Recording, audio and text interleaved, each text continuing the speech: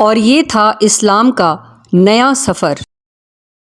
ابو جہل کو جب نبی کریم صلی اللہ علیہ وسلم کی مکہ سے ہجرت کی خبر ملی تو اس نے قریش کے سرداروں کو بھڑکا کر ان سب کی طرف سے یہ اعلان کروا دیا کہ جو بھی محمد صلی اللہ علیہ وسلم کو زندہ یا مردہ نعوذ باللہ ڈھونڈ نکالے گا اسے 100 اونٹ انعام میں دیے جائیں گے۔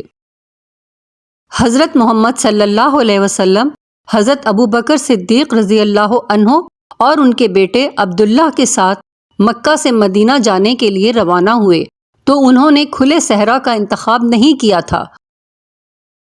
قریش کے پھیلائے ہوئے جال میں وہ راستہ اختیار کرنا قطعی نامناسب تھا۔ وہ اللہ تعالیٰ کے حکم سے شمال کی طرف جانے کے بجائے پہلے جنوب کی طرف گئے اور غار ثور میں پناہ لے لی۔ بے شک اللہ بڑا حکمت والا ہے۔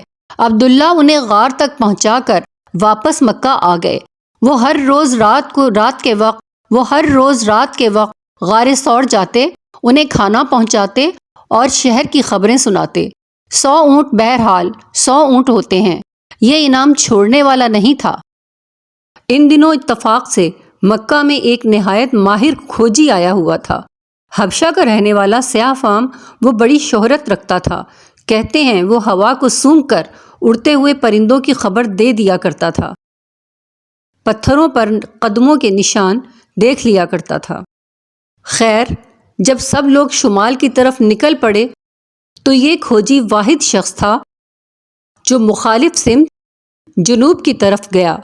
ابو جہل، امیہ اور ان کے ساتھی جنہوں نے اس کی خدمات حاصل کی تھیں اسے حیرت سے دیکھ رہے تھے، مگر وہ ایک ہی فقرہ کہے جاتا تھا، میں خود نہیں جا رہا، کسی کے قدموں کے نشان مجھے ادھر لیے جا رہے ہیں۔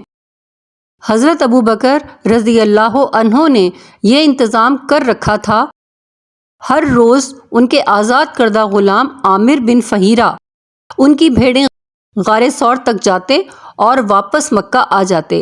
اس طرح بھیڑوں کے ریوڑ سے عبداللہ کی آمد و رفت کے نشان مٹ جاتے۔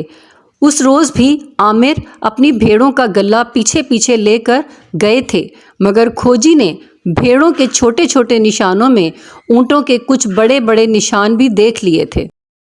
کھوجی چلتے چلتے غار ثور تک پہنچ گیا اور وہاں پہنچ کر بیٹھ گیا۔ اس کا کام ختم ہو چکا تھا، کشت و خون کسی اور کا کام تھا۔ ابو جہل، امیہ اور دیگر کفار جو ان کے ساتھ تھے غار ثور کا باہر کھڑے ہو کر جائزہ لے رہے تھے، سرگوشیوں میں ایک دوسرے سے بات کرتے تھے، مگر پھر بھی حضرت ابو بکر رضی اللہ عنہ کے کانوں میں ان کی آہٹ پہنچ گئی۔ انہوں نے غار کے اندر سے جھانک کر دیکھا اور بولے، بس اب خاتمہ ہے یا رسول اللہ صلی اللہ علیہ وسلم۔ باہر 8-10 آدمی کھڑے ہیں اور ہم صرف 2 ہیں۔ حضور صلی اللہ علیہ وسلم نے سرگوشی میں جواب دیا، تم غلطی کرتے ہو ابو بکر، اللہ بھی ہمارے ساتھ ہے، ہم 3 ہیں۔ یہ وہ وقت تھا جب ایک مکڑی نے غار ثور کے تنگ دہانے پر جالا تن دیا تھا اور 2 سفید کبوتر کہیں سے اپنی چونچوں میں تنکے پکڑے آئے اور غار کے دہانے پر گھونسلہ بنا کر بیٹھ گئے۔ حضرت محمد صلی اللہ علیہ وسلم اور ابو بکر رضی اللہ عنہ غار کی تاریکی میں دبکے بیٹھے تھے، لیکن اللہ تعالیٰ کی ننھی مخلوق جو غار کے دہانے پر مصروف کار تھی، ان سے کوئی خطرہ نہیں تھا۔ ابو جہل اور امیہ پتھروں پر چڑھتے ہوئے غار کے منہ تک پہنچ گئے۔ آہٹ سن کر کبوتر گھبرا کر اڑے اور مکڑی کسی پتھر کے پیچھے جا چھپی۔ ابو جہل ذرا اور آگے بڑھا تو اس نے غار کے منہ پر تنا ہوا مکڑی کا جالا اور ایک گھونسلہ دیکھا۔ وہ سوچ میں پڑ گیا، بغیر جالا توڑے کون اندر داخل ہو سکتا ہے، اور جالا پورا تنا ہوا ہے، اور پھر یہ گھونسلہ۔ پرندے انسانوں کے نزدیک بسیرا نہیں کرتے۔ اس نے وہیں کھڑے کھڑے کھوجی کو باتیں سنائی، بڑبڑاتا ہوا نیچے اترا اور اپنے ساتھیوں سمیت گھوڑوں پر بیٹھ کر واپس مکہ روانہ ہو گیا۔ کھوجی بھی واپس چلا گیا۔ اس واقعے کے بعد اس نے قسم کھا لی کہ اب وہ کسی انسان کا کھوج نہیں لگائے گا۔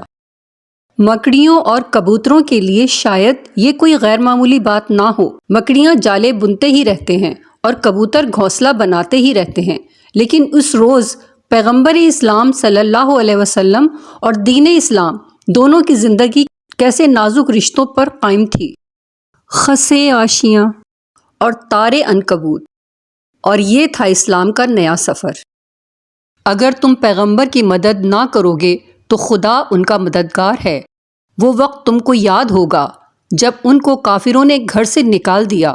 اس وقت دو ہی ایسے شخص تھے جن میں ایک ابو بکر رضی اللہ عنہ تھے اور دوسرے خود رسول اللہ۔ جب وہ دونوں غار ثور میں تھے، اس وقت پیغمبر اپنے رفیق کو تسلی دیتے تھے کہ غم نہ کرو، خدا ہمارے ساتھ ہے۔ تو خدا نے ان پر تسکین نازل فرمائی اور ان کو ایسے لشکروں سے مدد دی جو تم کو نظر نہیں آتے تھے، اور کافروں کی بات کو پست کر دیا۔ اور بات تو خدا ہی کی بلند ہے، اور خدا زبردست اور حکمت والا ہے۔ سورہ توبہ آیت number 40۔ Thank you for watching. Please like, share, subscribe. Please subscribe.